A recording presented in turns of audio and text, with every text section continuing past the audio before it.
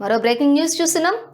తన నియోజకవర్గమైన పిఠాపురాన్ని ఆధ్యాత్మిక పర్యాటక కేంద్రంగా అభివృద్ధి చేసేందుకు ప్రణాళికలు వేగవంతం చేసినట్లు డిప్యూటీ సీఎం పవన్ కళ్యాణ్ తెలిపారు.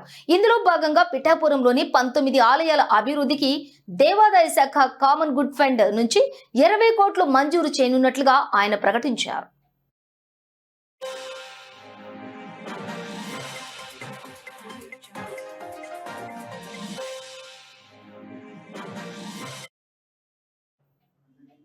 పిఠాపురం ఏరియా డెవలప్మెంట్ అథారిటీ దేవాదాయ శాఖ అధికారులతో నిన్న పవన్ కళ్యాణ్ సమీక్షా సమావేశం నిర్వహించారు.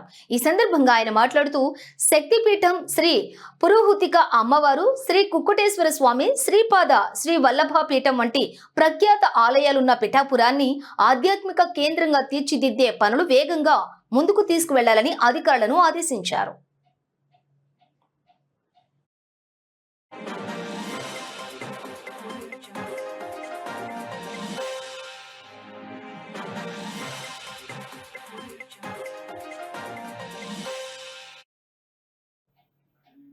నియోజకవర్గంలో జీర్ణ వ్యవస్థకు చేరినటువంటి ఆలయాలను గుర్తించామని, వాటికి పునరుజ్జీవం కల్పించేందుకు అవసరమైనటువంటి నిధులను దేవాదాయ శాఖ సమకూరుస్తుందని పవన్ వివరించారు. 19 ఆలయాల అభివృద్ధికి 20 కోట్లు మంజూరు చేసేందుకు దేవాదాయ శాఖ సూత్రప్రాయంగా అంగీకరించిందని, మ్యాచింగ్ గ్రాంట్ తోటి ఈ నిధులను కేటాయిస్తారని తెలిపారు. ఆలయాల సమగ్ర అభివృద్ధికి సంబంధించినటువంటి ప్రణాళికలు సిద్ధమయ్యాయని ఆయన పేర్కొన్నారు.